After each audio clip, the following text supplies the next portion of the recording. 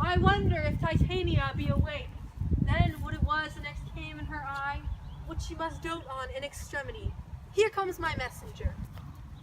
How now, mad spirit? What night rule now about this haunted road? My mistress with the monster is in love, near to her close and consecrated bower, while she was in her dull and sleeping hour. A crew of patches, rude mechanicals, that work for breed upon Athenian skills, were met together to rehearse a play, intended for great Theseus' nuptial day. The shallowest thick skin of that barren sort, who Pyramus presented in their sport, forsook his scene and entered in a break, when I did him at this advantage take. An ass's knoll I fixed on his head, anon the Cisbe must be answered. And forth my mimic comes when they him spy, as wild geese that the creeping fowler eye, or russet padded troughs many in sort, rising and cawing at the gun's report, sever themselves and madly sweep the skies, so at his sight away his fellow flies. And at our stamp here over and over one falls, he murder cries, and help from Athens calls. Their sense thus weak, lost with their fears thus strong, made senseless things begin to do them wrong.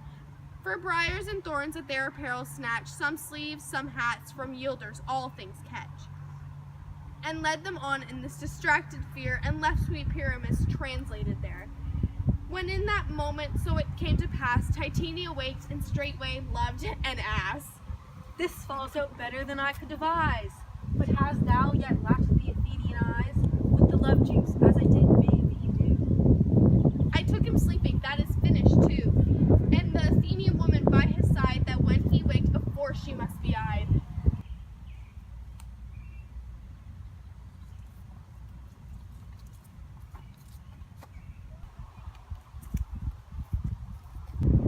Stand close. This is the same Athenian. This is the woman, but not this the man. Now I do but chide, but I should use thee worst. For thou, I fear, hast given me cause to curse. If thou hast slain Lysander in his sleep, being over shoes in blood, plunge in the deep, and kill me too. The sun was not so true unto the day as he to me. Would he have stolen away from sleeping Hermia? I'll believe as soon as this whole earth may be bored, and that the moon may through the center creep, and so displease her brother's noontide with the antipods. It cannot be, but thou hast murdered him. So should a murderer look, so dead, so grim? So should the murdered look, and so should I.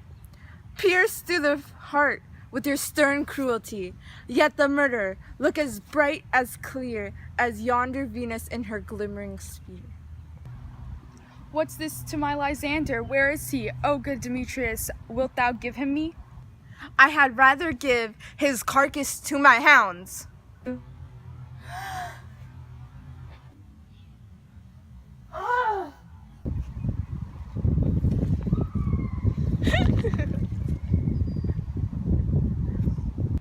Out, dog, out, cur! Though thou drivest me past the bounds of maiden's patience, hast thou slain him then? Henceforth never numbered among men. Oh, once tell true even for my sake. Durst thou have looked upon him being awake, and hast thou killed him sleeping? Oh, brave touch, could not a worm, an adder, do so much? An adder did it, for with doubler tongue than thine, thou serpent, never adder strung. You spend your passion on mispriced mood. I am not guilty of Lysander's blood, nor is he dead, for aught that I can tell. I pray thee, tell me then that he is well. And if I could, what shall I get therefore? A privilege to never see me more, and from thy hated presence part I so. See me no more, whether he be dead or no. There is no following her in this fierce vein. Here, therefore, a while I will remain. So sorrow's heaviness doth heavier grow, for debt that bankrupt sleep doth sorrow owe, which now in some slight measure it will pay, if for his tender here I will make some stay.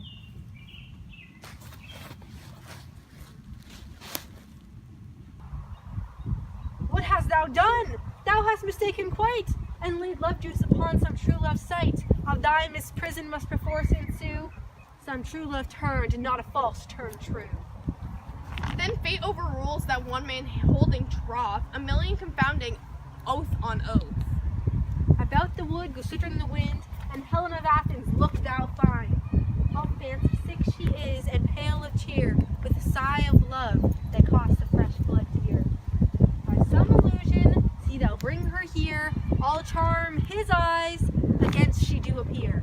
I go, look how I go, swifter than an arrow from Tartar's bow. Flower of this purple dye, hit with Cupid's archery, sink in apple of his eye, when his love doth espy, let her shine as gloriously as Venus of the sky.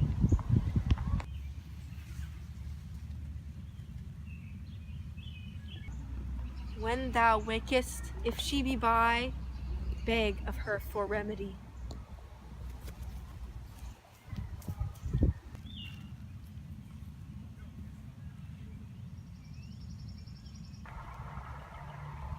Captain of our fairy band, Helena is here at hand, and the youth mistook by me plead for a lover's speed. Shall we their fond pageant see? Lord, what fools these mortals be! Stand aside.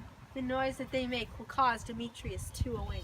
Then will two at once woo one, that will needs be sport alone, and those things do best please me that befall preposterously.